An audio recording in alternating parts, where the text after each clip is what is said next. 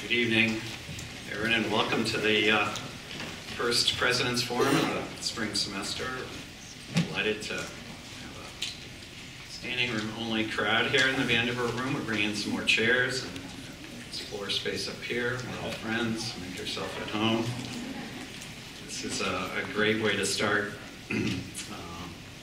this semester's forum, and also with our important observance of the 40th anniversary of our Women's Studies program here. So we are excited to have all of you here, and certainly our distinguished guest speaker, Cecile Richards, who is well known to everyone in this room, certainly for her important leadership role with Planned Parenthood. But in advance of my introduction of Cecile, and with my gratitude for so many of our students, faculty, staff, our community neighbors that are here, to reflect on this 40th anniversary of Women's Studies. We have a very interesting piece in the Pulteney Street Survey, our alumni magazine, talking about these 40 years and how central that has been for so many of our students. It's grown now to an important effort here with more than 50 members of our faculty teaching cross-listed courses and 2 tenure track hours that really distinguish the program. And although the colleges have a rich history rooted in the women's rights movement from nearby Seneca Falls, and our very founder, William Smith, was inspired by so many of the suffragettes in the region, women's studies courses were very few in the 60s. And it was not until the 1970s where a few topics were directly focused on women's issues. And for the faculty at the time, and colleagues in the administration, it was troubling given what was happening in America at that point, being shaped by the rise of the feminist movement, Title IX, efforts in and around the battle of Roe v. Wade. So many felt, for which we're grateful, that it was time for the colleges to join that conversation and to have a program, an academic program, course offerings that reflected what you'd imagine as a good preparation for our students. The provost at the time was quoted, Robert Schottheim, in the Quarterly. He said the following: "It is one of the great intellectual and practical importance to women, and men as well, that they be educated concerning the history, sociology, and psychology of women. It is," he said, "inexcusable not to face it." So it was in that fall of '72 the committee of students and faculty had been selected to envision what would become one of the first women's studies departments in the country. In that delegation, working through questions of content and scope and format, created an initial curriculum. In the following spring, 1972, the colleges had their first declared major in women's studies. So we celebrate all of that this 40th year, and that's why I particularly wanted Cecile Richards to be with us as we commence these celebrations this semester. And during the course of the semester, there'll be an awful lot of conversations for all of us to be engaged in. Lectures, certainly tonight's, we're gonna have a great art exhibit comprising pieces by women and for women that was in the Davis Gallery, and there's a wonderful new exhibit book, Double Vision, Women as Image and Image Makers, with a fine piece by Professor Elena Ciletti, who was instrumental in the Women's Studies program and department here at Everett. So we're excited about that, and I thank in a special way Professor Betty Baer for her leadership on this 40th anniversary. Thank you very much, Professor Baer.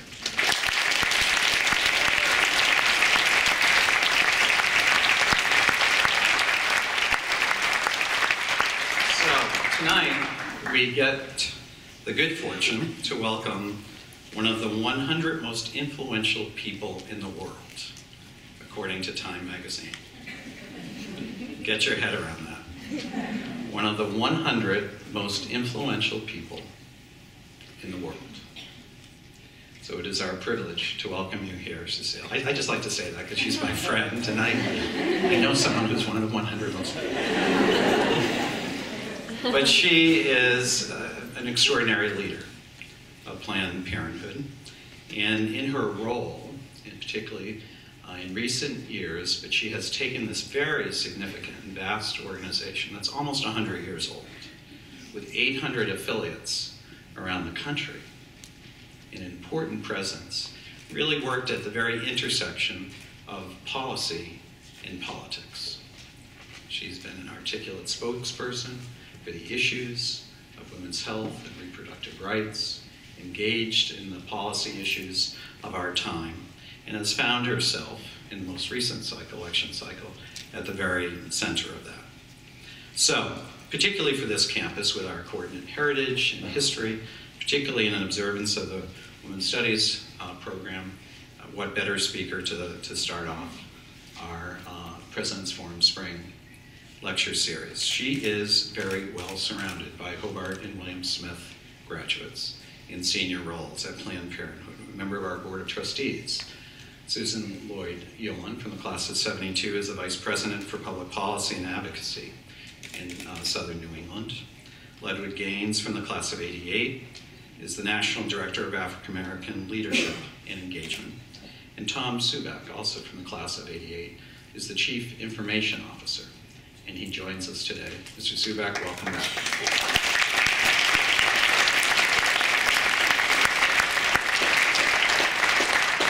So, with excitement for the promise of tonight's lecture and the great questions that I'm sure you will get here, Cecile, and with gratitude for your attendance here tonight and for engaging our students in classrooms this afternoon, join me in welcoming Cecile Richards.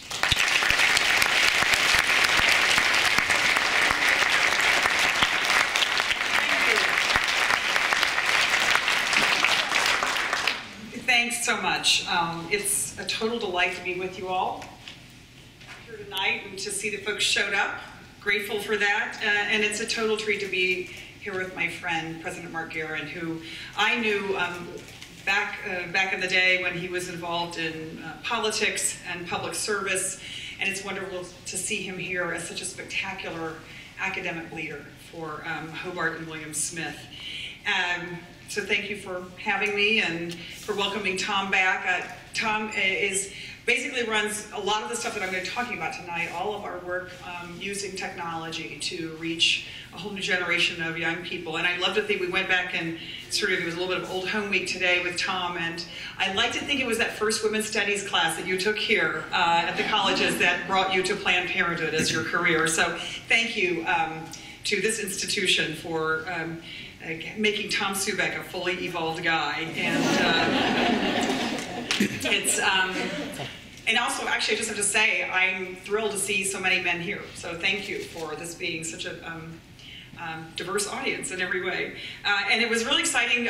We came over this morning, and Tom and I were talking about how wonderful it is actually to be here just a stone's throw from Seneca Falls at this moment in your history, and frankly, in our history in the United States, where the women's movement really began, and the role that the colleges played in advancing women leaders far earlier than it was sort of common. And the strong tradition of women's education and leadership, and to be here to celebrate the 40th anniversary of the Women's Studies program is very heavy, very, very exciting. So I'm here tonight to talk about the very non-controversial topic of Planned Parenthood and reproductive health care. So anyway, some of you may have noticed actually the last couple of years we've sort of been the crosshairs of some politicians in America, in Washington and in the States.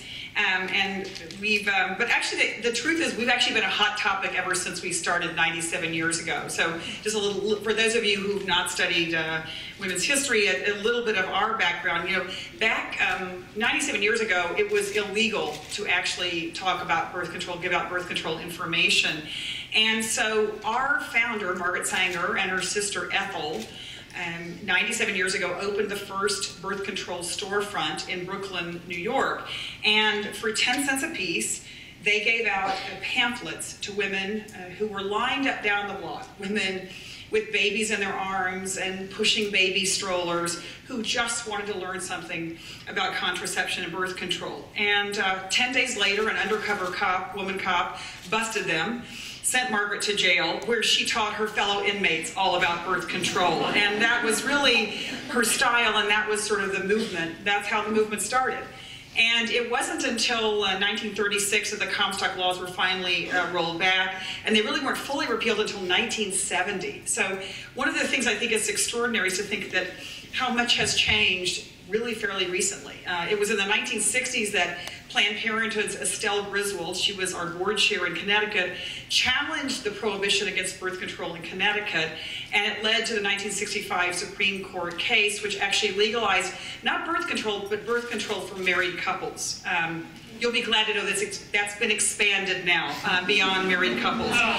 But Griswold was an essential decision by the Supreme Court because it really established this belief in the right to privacy, and really was the sort of the foundation of other decisions that were made along on reproductive rights and care.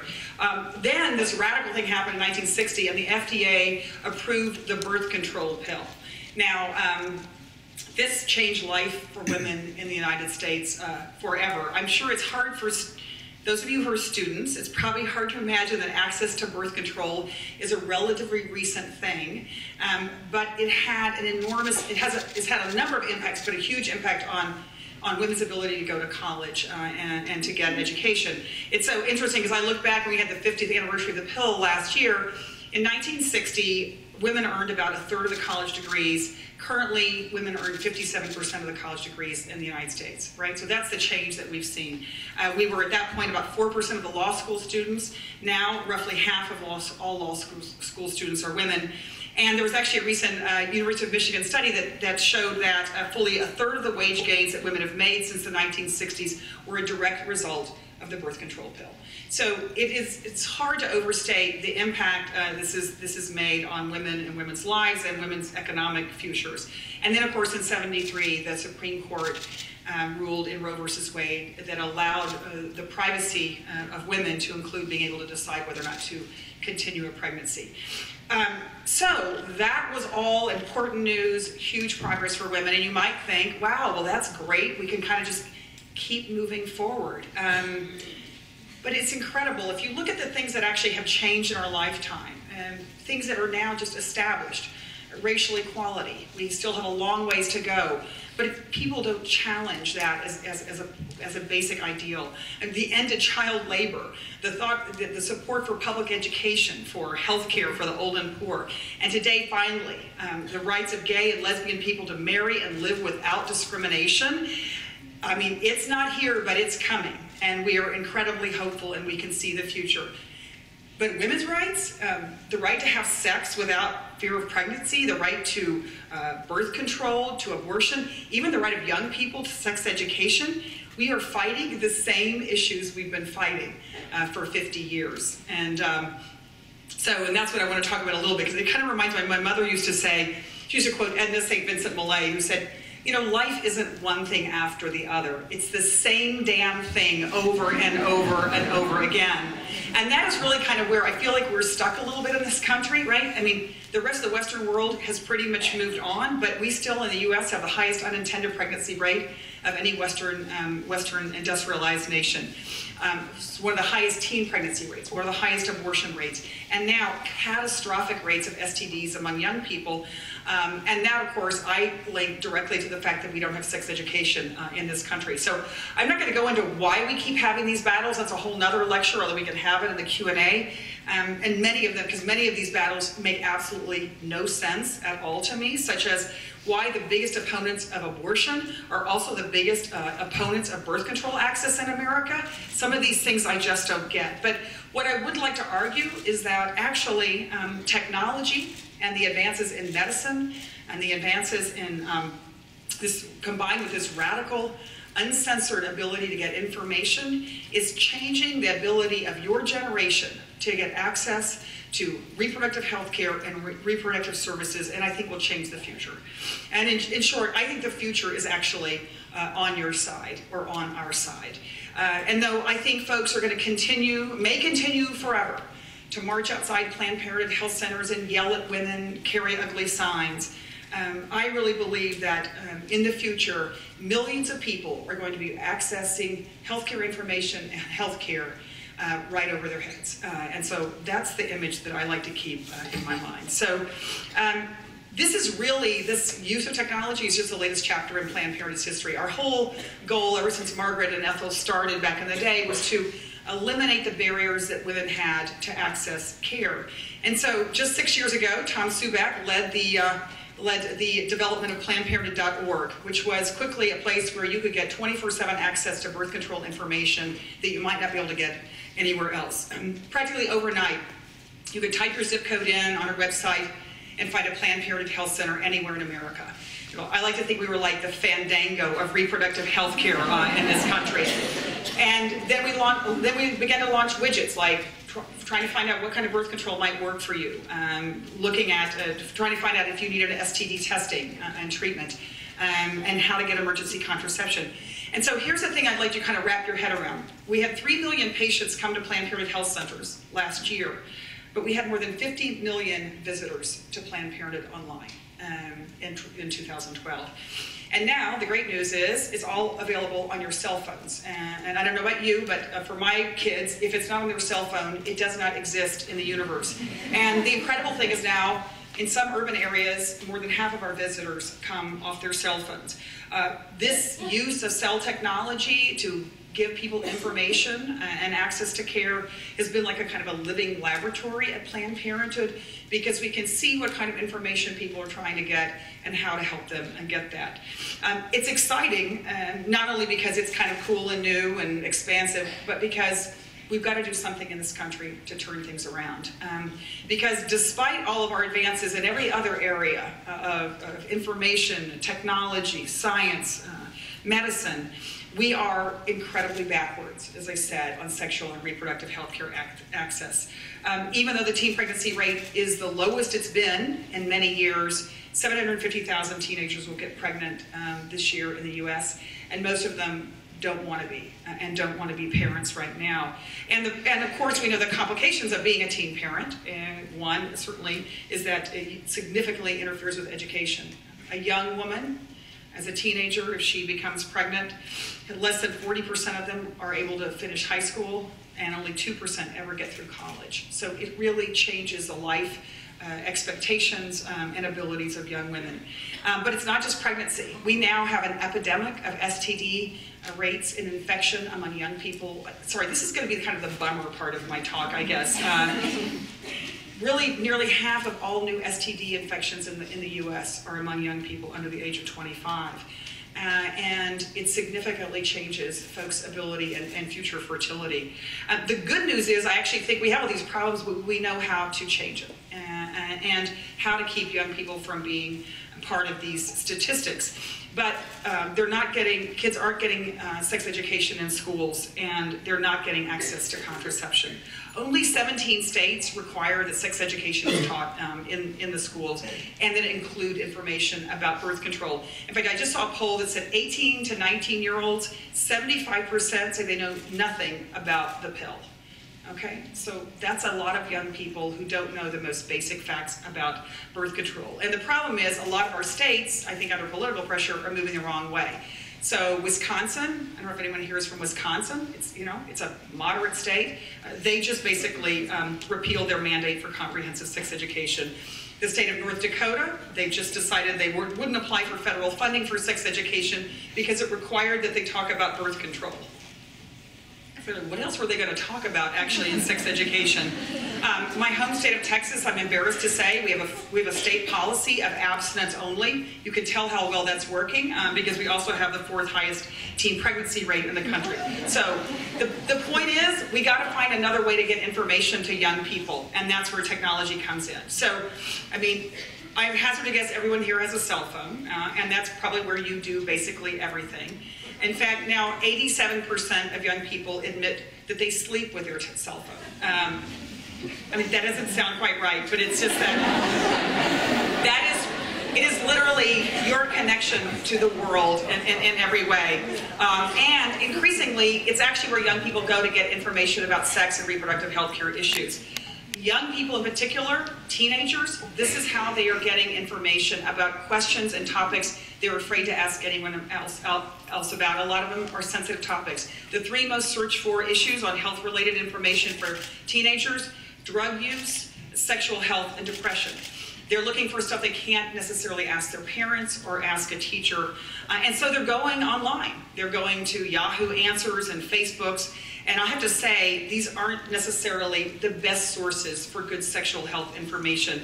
So I read one the other day on answer.com. Recently, someone asked, can I use a plastic glove? Sorry, Mark, but can I use a plastic glove instead of a condom? Okay? So the website tagged this as the best answer. And the best answer was, well, one time my brother used one and the girl didn't get pregnant. Okay? The frightening thing is this is a huge opportunity, but it's a huge danger, right? Like the bad information that you used to just get on the school bus or at a slumber party, it's now actually on the internet, making the loops around the world.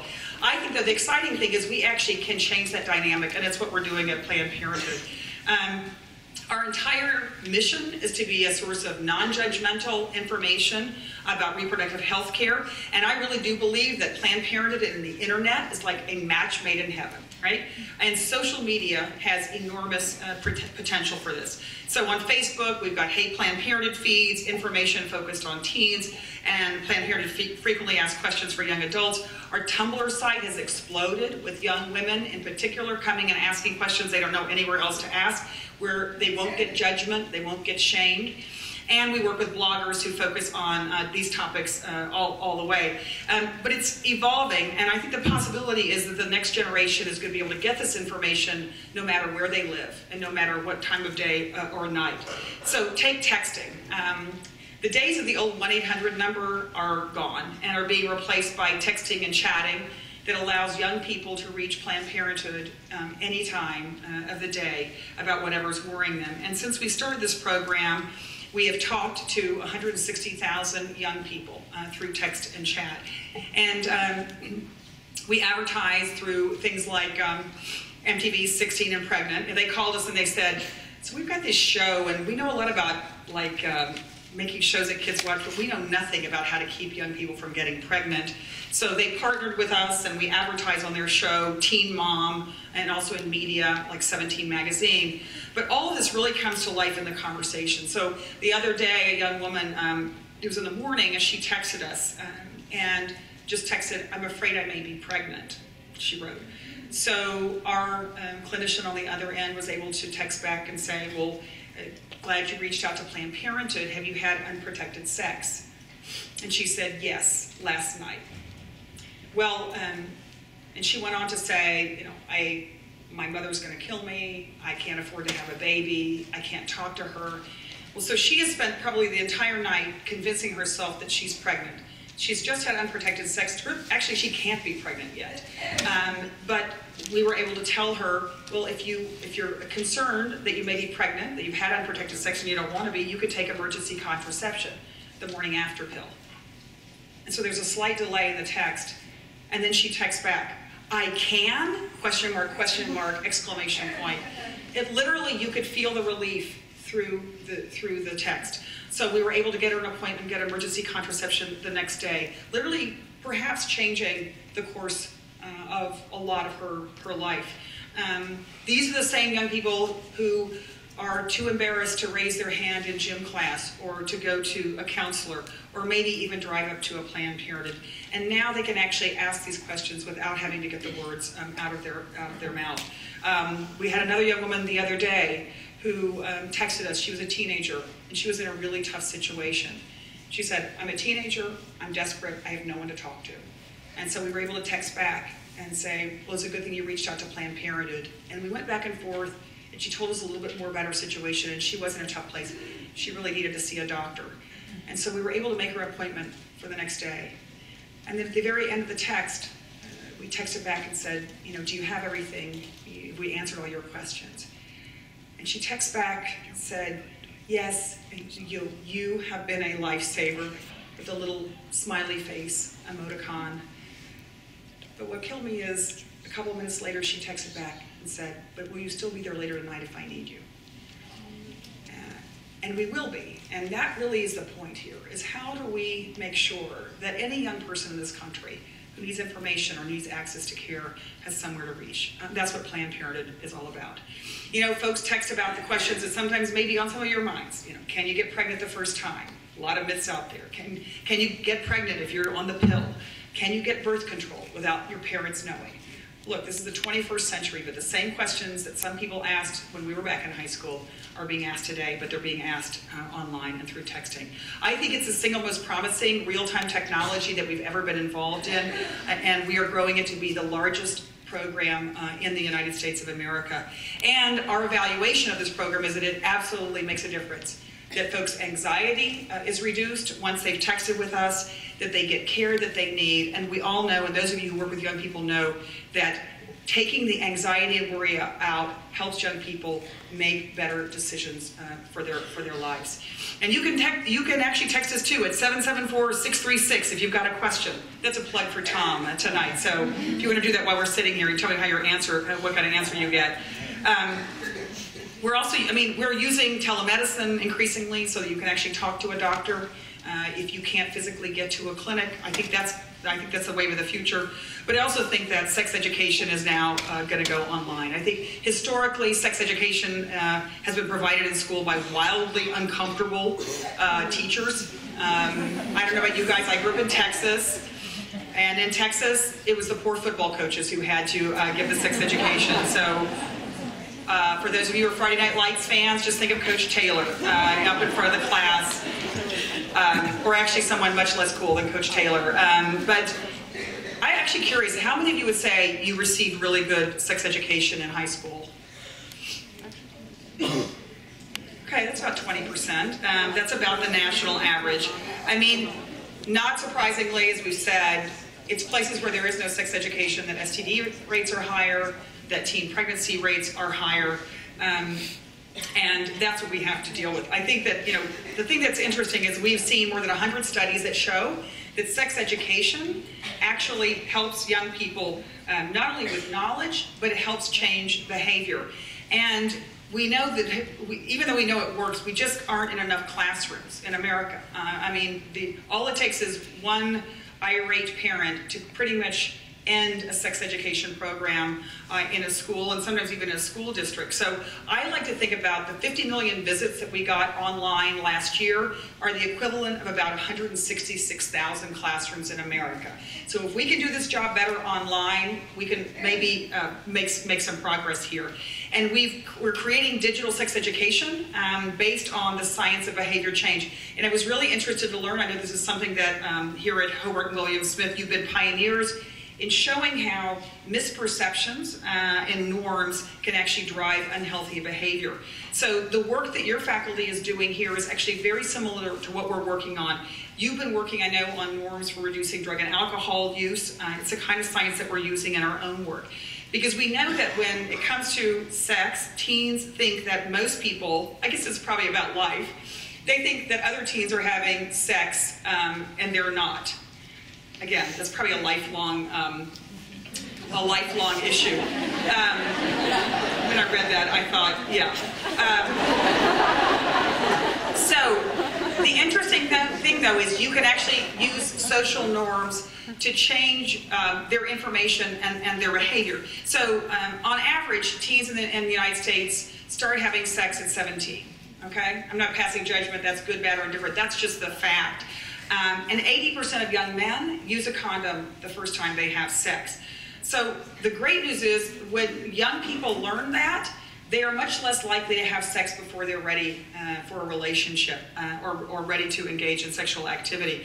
And so these kind of interventions and teaching this and giving information online can actually change how young people engage. And I think the great news is online health interventions really do work. I think that the beauty is that the online space can be used, the internet, we can use it for more than sharing videos of cats playing pianos. We can actually show people how to use a condom, teach them information about negotiating if you're in an uncomfortable situation. And I think we've seen a lot of this already happening in trying to smoking cessation and mental health, but not enough in sexual and reproductive health care, and I think that's what we can do. That's what we're basically involved in at Planned Parenthood, is creating the largest intervention related to sexual and reproductive health. ever, based on both the science and what we know people want to do online.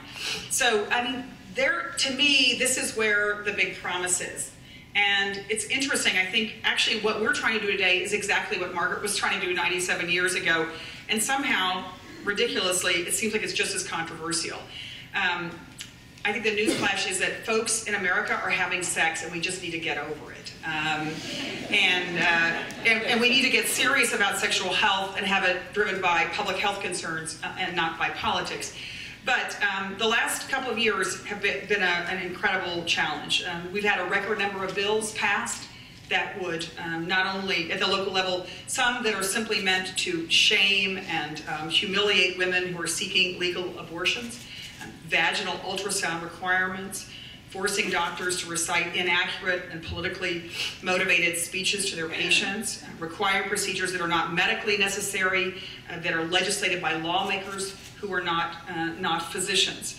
I think the good news is that even just as we are using technology to change access to healthcare and information, we are using it to organize folks like never before in opposition to these kinds of bills. So when the Virginia legislature was considering a vaginal ultrasound requirement, young people and women made a human chain around the Virginia Capitol and stopped that, and it was all organized through social media. And when Texas Governor Rick Perry ended the entire family planning program, thousands of people across the state of Texas organized and rallied in small towns and big cities, completely organized through Facebook and through Twitter. And when the House of Representatives voted to defund Planned Parenthood, it was a galvanizing force for young people in this country.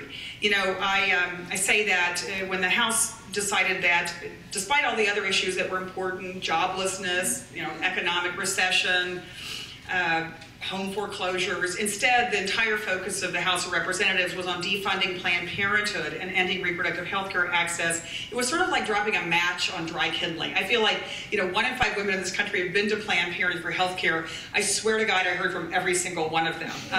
It was a great rallying cry for the great Alumni Association of Planned Parenthood, and people organized and I think began to talk more and more about the vital services that Planned Parenthood provides. And actually, I'll just stick this in here. You know, as I was actually over in Rochester at our health center today, and there were some folks out there picketing, and I don't know. This is actually better. I went to an event in New York, out in Nassau County the other day, and it was kind of way out there. It was a country club. It was a luncheon they were doing. It was a little bit hard to find. But, and we drove through these picketers, and I got inside, and this elderly woman came, and she said, you know, I was so glad the picketers were there out today. I didn't know where to turn to get to the luncheon. So they do us their favors as well, but I really always want to roll down the window and say, you know, if you really wanted to reduce the need for abortion in this country, you'd put down your picket signs and you'd come volunteer at a Planned Parenthood health center. Because we do more to prevent unintended pregnancy and the need for abortion than any organization in this country, and we have for 97 years. But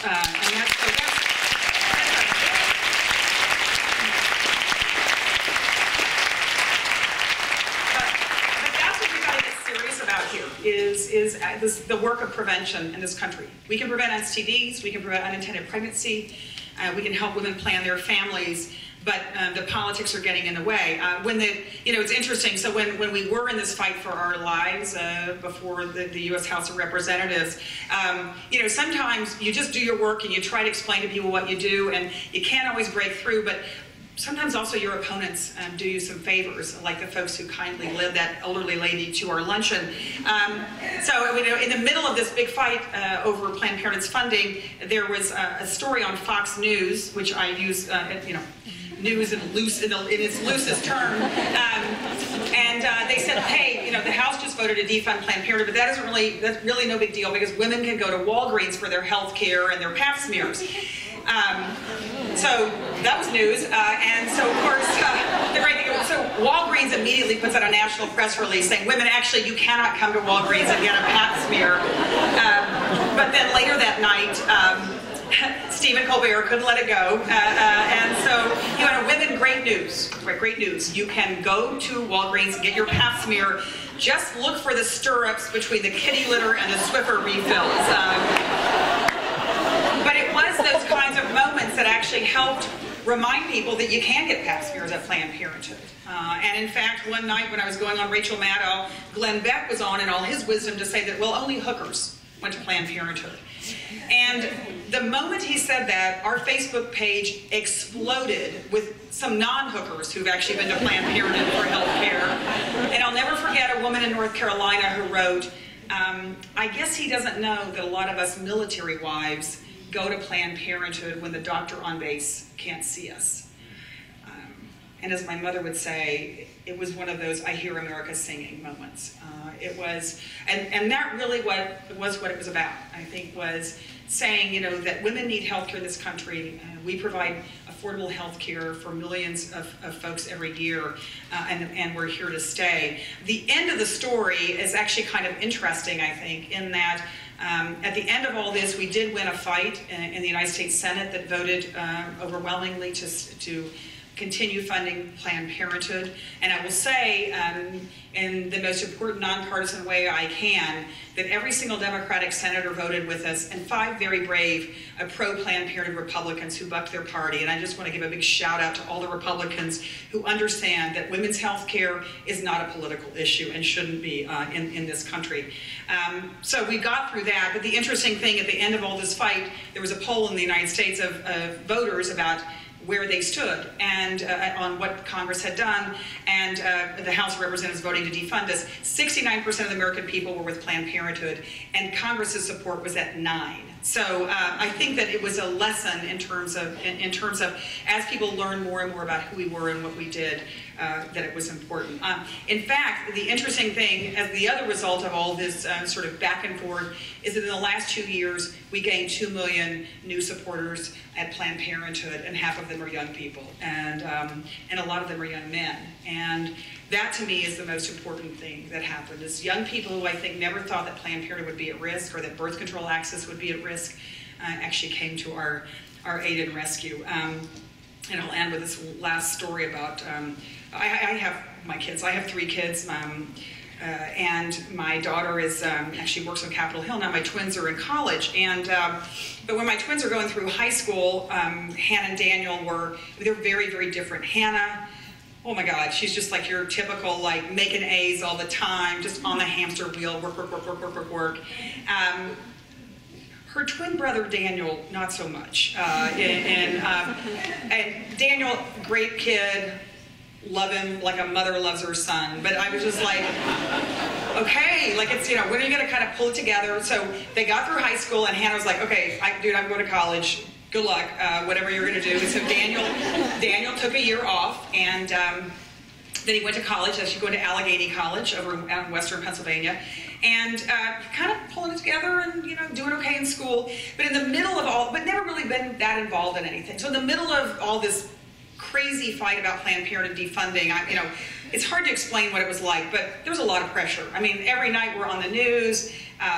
People are rallying around the country. My hair is on fire, and so I'm racing down to a big rally in New York City, downtown. Thousands of people have gotten together to stand with Planned Parenthood, and I get a text, and it says, "Hey, Mom, I'm in a van with a bunch of kids from college. We're driving to Ohio to rally for Planned Parenthood. I love you, Daniel." I know, like, wow. I mean, that was a huge moment for me, because I was like, Daniel got in a van and he's driving to Ohio rally for Planned Parenthood. But then my second reaction was, okay, if Daniel's into this, it is a movement in this country, and we are not going to go backwards in America. And that's really true. I mean, it was a big light bulb went off, and the great news is he, kind of like a lot of other young people, he kind of got into it. He comes back, now he's the vice president of the reproductive rights group at Allegheny College. How smart was that? With all these feminist women, right? I mean, and yeah, so maybe he's the smartest one of us all at the end of the day. And they organized and they fought, and they just got emergency contraception on campus for the first time at Allegheny College. So, in any case, that's that's kind of the story of all of this is, and what I guess I should have emphasized is that we could not have organized 2 million more people without social media, without technology. So I think technology is going to be our savior in a lot of ways. I think it's going to get more information to people. I think it's going to reduce the barriers to healthcare, and I think it's going to allow us to organize. And so sometimes when I get discouraged, which you can get in this field, because you feel like you make 2 steps forward and then you go backward. I just like to remember that 97 years ago, Margaret Sanger was thrown in jail for giving out birth control pamphlets. And last year, Planned Parenthood provided that same information about birth control, although I like to think it was maybe even a little bit better, 24/7 to more than 50 million visitors, free and legal. I like to think that only in 1965 did married couples actually get the right to use birth control legally in the United States of America. But under the Affordable Care Act now, all insurance plans in the country are going to have to cover birth control for no cost to women. That's a huge advance. I do believe that change happens because people make it happen, right? I mean, and I know that's what you're being groomed to do, is to make stuff happen. Who imagined that in our lifetime, a presidential inaugural address would pay homage to folks who risk their lives fighting for these freedoms? We, the people, declare today that the most evident of truths, that all of us are created equal, is the star that guides us still, just as it guided fighters before us through Seneca and Selma and Stonewall. President Obama recognized the courageous fighters of these movements, and I just believe that each era demands them. Organizers, hellraisers, folks who give a damn. Progress, it's not inevitable. I think it's earned. It's what we do. And I think now we've got better tools with technology and social media. Alone, they can't do it. They won't change the world, but using it together, we will. Thank you very much.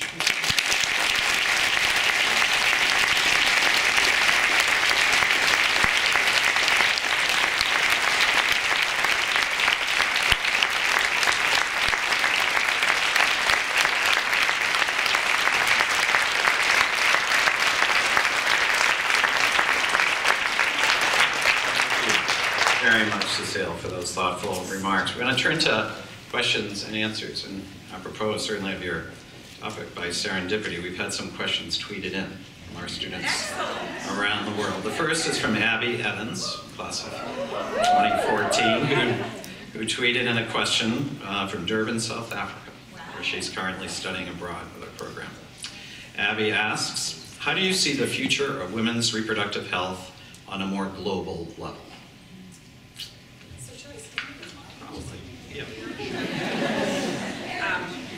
So I think that's great, and I was just in South Africa meeting with a bunch of young women activists who are working on HIV/AIDS infection in that country, in that continent, and they were just the most courageous young women. And that is actually, to me, one of the exciting things about technology is actually movements can become global in an instant, you know, so the ability to be in touch across country lines, that's actually what we discovered. Of course, it's very interesting with Planned Parenthood Online, of our 50 million some odd visits, fully 10% of them come from outside of the US, because if people are looking for information or care and they often can't find it in their own country, they'll find us. I think that the opportunities, and I just have to give a shout out to Secretary of State Hillary Clinton, who has done more to put women's health care on the global agenda and consciousness than anyone, I think, in our history. And these, I think the most exciting thing to me is when you unleash the power of women, which seems to be sort of having a little bit of a boomlet, that this seems to be a powerful thing, and understanding that women's ability to have all their opportunity in life is directly related to their ability to plan their families and to plan whether or not and when to have children. What we find across the globe is that women who have access to rights and access to healthcare and family planning, we have less poverty, less terrorism, less homelessness, and the like. And so it is, to me, all of the issues that we fight in the US have enormous repercussions globally. And the wonderful news is I think there are so many countries who are moving, frankly, in many cases ahead of where the U.S. is, and we've just got to make sure that we don't fall behind. But I think this 21st century, it's going to be the century of the woman globally, and just never a more exciting time for all of you to be involved in this work. So, Speaking of globally, yes. the United Nations Declaration of the Rights of the Child state that the child needs special safeguards, including legal protection before as well as after birth. United Nations Declaration of Rights of the Child states that special needs safeguards including legal protection before as well as after birth. The United Nations Declaration. I think actually we got it, but it's okay. Let's see if it's the same. Special safeguards, including legal protection before birth as well as after birth. Anyone else? The United Nations Declaration of the Rights of a Child states that the child needs special safeguards, including legal protection before as well as after birth. The United Nations Declaration of the Rights of the Child states that the child needs special safeguards, including legal protection before as well as after birth. Thanks for that independent thought. I appreciate it. Great. I actually have a question.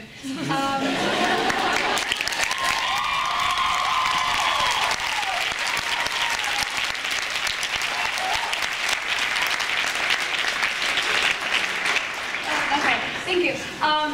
So I'm a total feminist. I love Planned Parenthood. I love what you're doing, but I also feel like it puts a lot of pressure on women to be the ones who control their reproductive health, and it doesn't really guide men so much as to what they can do or put more pressure on them. You know, making these decisions, it's kind of up to the woman to take your pill this morning or else. Yikes.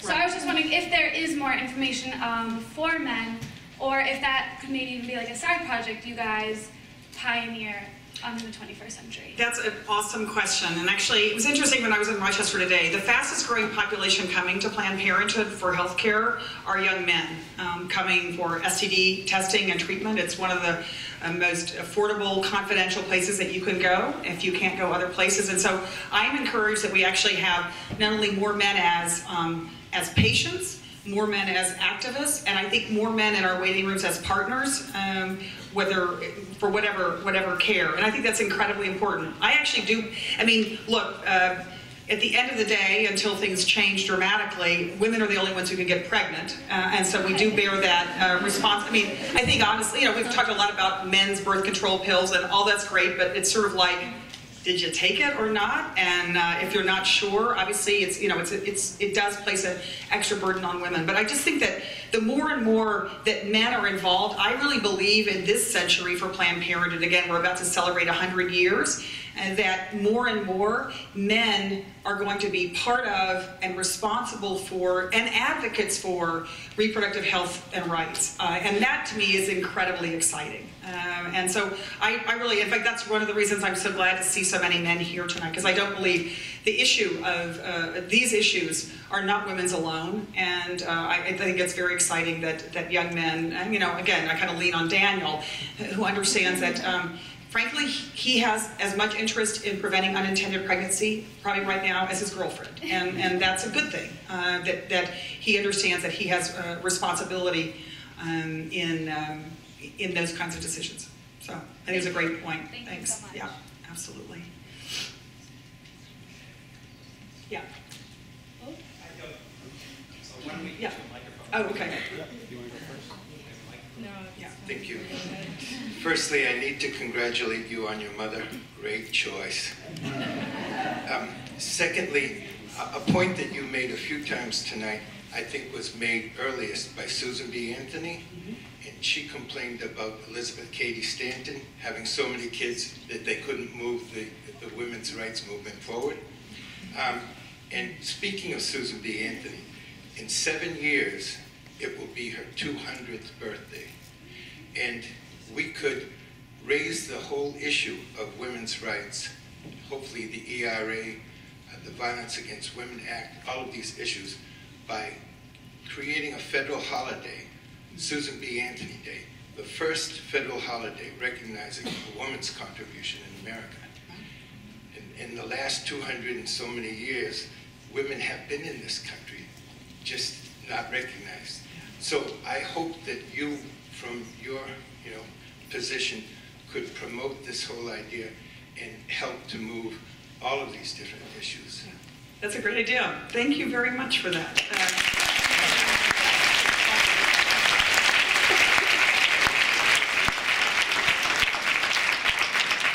We talked about earlier too, I know we were at the President's house for a minute earlier, and I do think that, thanks for the nice shout out for my mom, who was a little bit ahead of her time in Texas. But the difference that it makes for young women, or women of any age, frankly, to run for office and be in office is enormous. And I hope that, I see a lot of young women here tonight, and I hope that public service is something that some of you will consider. And it's a rough and tumble world, but I can tell you just in my vantage point now, seeing the United States Congress and now seeing the United States Senate with a record number of women of both parties in the Senate has made an enormous difference in how women's health issues are treated and the conversation that takes place. It was kind of funny during the Affordable Care Act, which has been such an important milestone to make sure that women's health is dealt equally with men's health. There was a moment in which actually they were literally in the Senate debating whether or not maternity benefits should be covered by insurance plans. Okay, it's the 21st century. It seems to me we've kind of gotten over that issue, but Senator John Kyle said he didn't believe that maternity benefits should be covered because he was never going to need them, which you would think is a rather obvious statement. But the wonderful thing was having Senator Debbie Stabenow from Michigan come right back at him and saying, "I bet your mother did." So I just think that the more we have equal representation, women just bring a different perspective and a healthier perspective, and I hope I live to see the day a woman's elected president of the United States of America, for sure.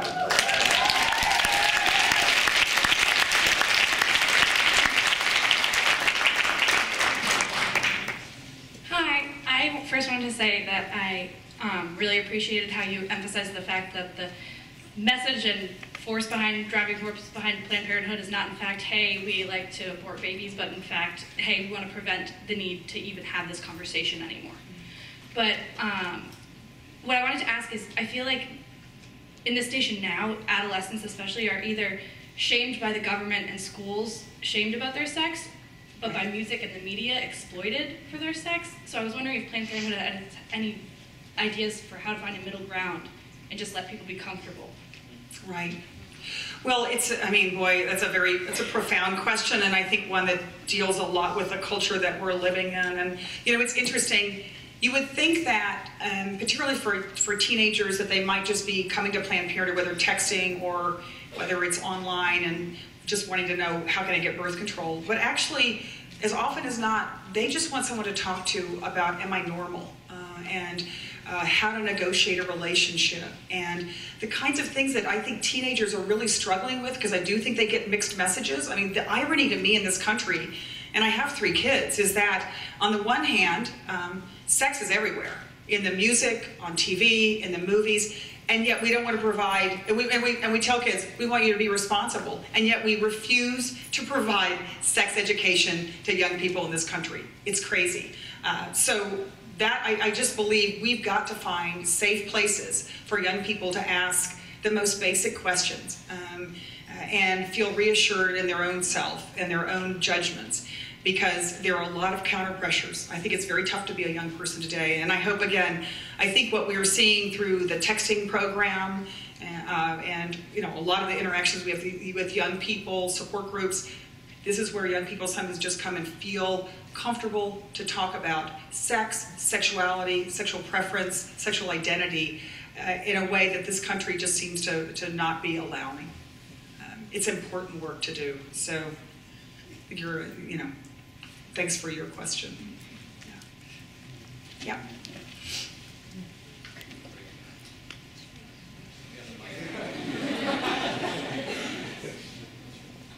Hi there. First of all, thank you so much for coming to the colleges to come and speak to us all. I just wanted to state that I have had Christian education since pre-K up until 12th grade. And I was fortunate enough to receive basically sex ed education in 8th grade at 13. I knew what syphilis and gonorrhea was and what it looked like too. That's really good. Yeah. In high school, I went to a Catholic school, and knowing the diocese, sexual education wasn't really allowed. Yes, we discussed abortion in religion class, but that was it. And I received also training outside of that through a health science program. But coming from a Christian background in my schooling is that a lot of the students that attend these institutions are the ones, in my opinion, are the ones being blinded, and they need organizations like Planned Parenthood or other resources in order to educate themselves. So my question for you is, where do you see in the future of implementing sexual education in religious institutions? So, look, your question is exactly right, and I just want to go back to your experience in 8th grade. We're the biggest sex educator in the country. We provide sex education in more schools and to more young people than any other organization, and so we have a long history, and there have been repeated studies in America that have demonstrated that the more young people actually know about sex, about contraception, about STDs, the less likely they are to become sexually active before they're ready. It's logical, but it certainly undercuts all the efforts to not talk to young people about sex that I think is unfortunately prevalent in public policy. So your experience, I think, is a really important one. It's just, I think, emphasizes that. I think that, look, I would love to see the day when all schools, including religious schools, provided unbiased, non-judgmental sex education. But in the meantime, I'm working to make sure that any young person, no matter where they live, can go online and get the information they need to stay healthy and safe. And that's really where, the work that Tom is leading and the work that we're doing at Planned Parenthood is young people trust Planned Parenthood, and I feel like that is a place, a safe haven to go to get, again, accurate information that I don't know when I will actually get to the public schools. So, but I agree. And look, here's the thing: look, people have have different feelings about all these issues: abortion, birth control, sex. I think that, and we respect everyone's right to make their own personal decisions about their health care, about when or whether to have kids. The interesting thing is right now, we're in a pitched battle in this country to protect the right of women to get birth control in the insurance plans. 99% of women in this country use birth control at some point in their lifetime. 98% of Catholic women use birth control at some point. And so it's not really even a religious issue anymore, but we still seem to be having this huge political fight. And that's where I think politicians are just, frankly, out of step with where the American people are.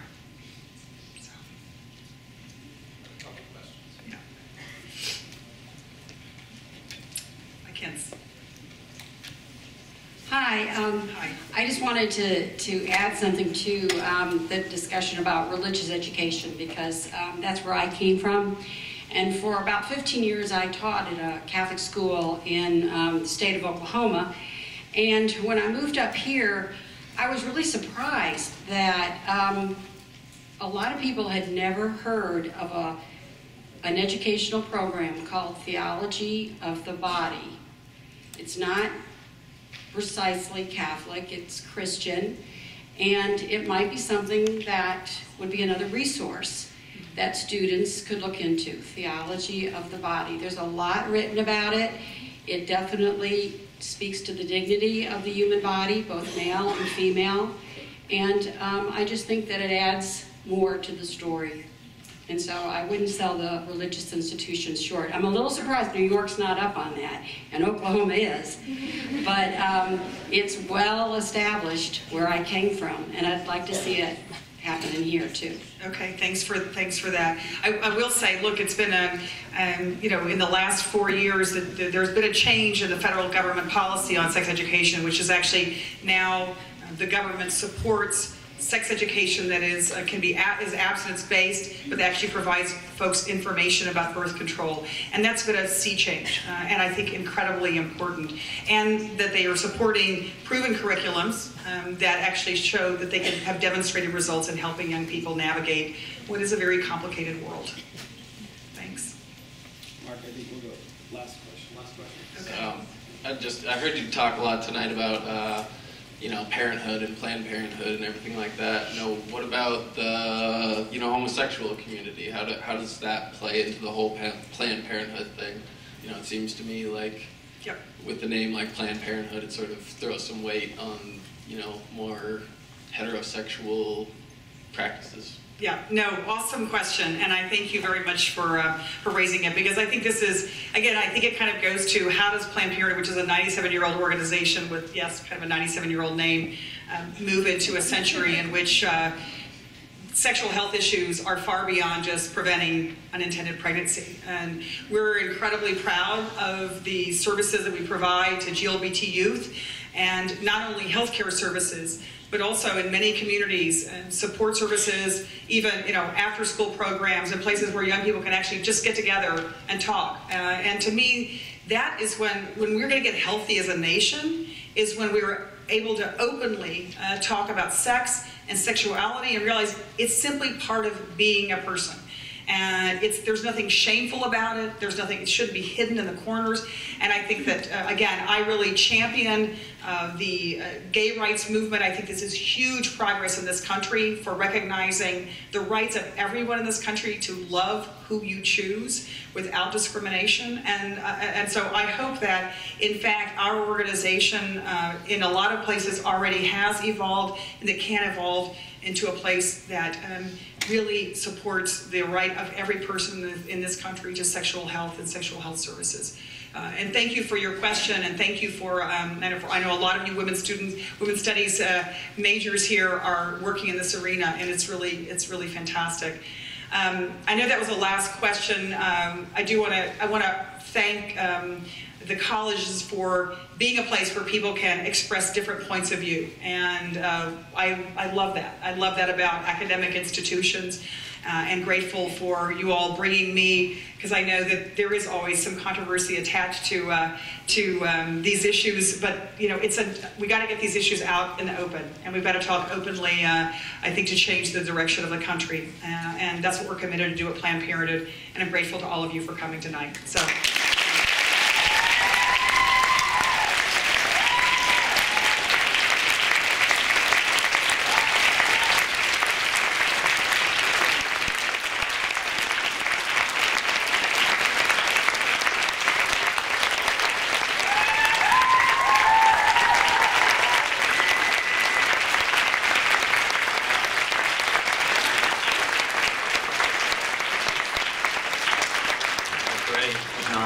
Thank you very much, Cecile. Several years ago, I had the good fortune to meet with a state treasurer who wanted to become governor of her state. And it was my great privilege to work with your mom as she sought that office and succeeded. And it's a phenomenal privilege to have her very distinguished daughter back here on our campus. I thank you for your leadership. I thank you for the conversation that we had. The President's Forum here is about different ideas. And I appreciated the discourse here tonight and the civility that we all showed for different points of view, which is a hallmark of this forum and of our colleges. The President's Forum will continue Thursday with Reverend Marvin McMickle here observing Martin Luther King Day from Colgate Rochester Divinity School. On Monday, February 11th, James Carroll will be here, the Boston Globe award-winning columnist, with a Farish lecture. And on March 7th, the mayor of Ithaca, Sponti Mark, will be here, the 26-year-old mayor of Ithaca will be here. So we've had the 100 most influential. And there's a great story about Mayor Myrick. He was profiled by Brian Williams on 30 Rock. His whole journey to this office, an improbable journey in his words, but fueled on and inspired on by his high school teacher, who was a graduate of Hobart and Williams. We